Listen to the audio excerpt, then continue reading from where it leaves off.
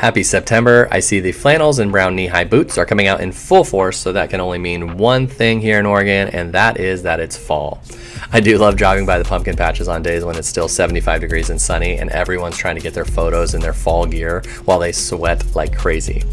And don't be all offended, I'm forced to do the exact same thing, so this is all coming from experience. But I want to go over today the market report for this month.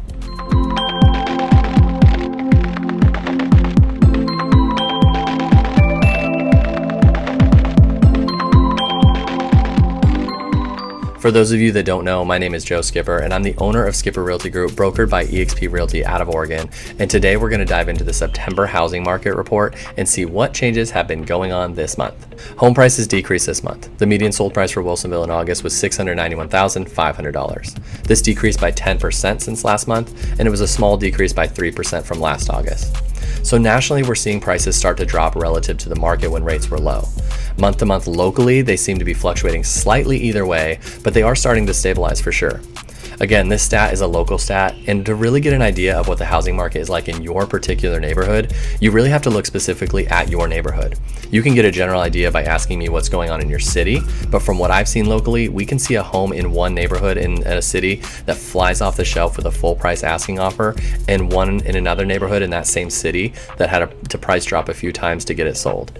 We always look at national and local trends to get a general feel for the market, but it's important to talk to your agent, aka me, to discuss your particular scenario and home. The inventory for Wilsonville in August increased to 29 active listings. This is a 16% increase since last month, but a 28% decrease from last year. Mortgage rates are causing buyers to either stop and think before they buy, or they're priced out completely out of a home they once could afford. But inventory generally here is still low and the buyer demand is still high. So as a seller, if you need to sell, then it's still a good time to do it. You just need to be realistic as to the length of time it may stay on the market and the pricing. We're still seeing sellers come into this market like it's COVID and the rates are 3%. They're wanting their home sold for 20% above market price and are holding their breath to see the 10 offers that come in the first week. And I hate to say it, but it's just not happening anymore. And buyers, it's a good time to be in this market. Sellers are willing to flex and negotiate, and there are less buyers out there. So if you're struggling to figure out how to do it with these rates, give me a call and we can talk about some lenders that have tons of options out there for you. But if rates drop, the buyers are going to pour back in, and then the competition begins again. So it's just something to think about now. The median days on market went up in August to 7 days. Now 7 days is still really good locally, and it shows how much demand is still out there.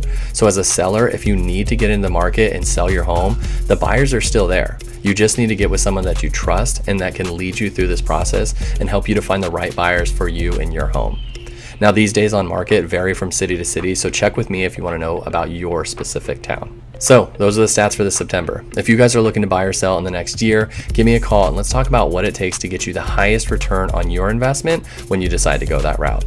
Now, as you know, this market is changing rapidly, so having an expert to guide you through it is going to be one of the best choices that you're going to make.